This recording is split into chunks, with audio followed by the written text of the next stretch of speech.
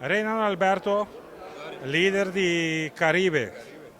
Vos anda para promovia do festival de Tuma, na Corsol. Você, promovia vontade de rende, promovia Caribe também participar no festival de Tuma na Corsol, sendo que nós manda que eigenlijk estava estabelecer na Holanda e agora que nós bem estabelecer nos meses na Corsol voor de oktober que passa.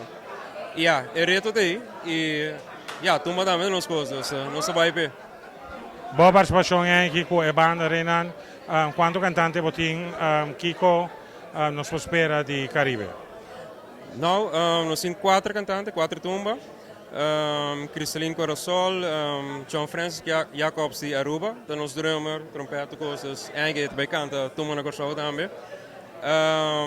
Nanny Domakase, en toen Patrick Raven. Kiko Bospera, nou, nós tumbando eigenlijk um tique op disciplina. Nós treinamos aan de strak, nós passamos tumba cava e tu costa riba planning.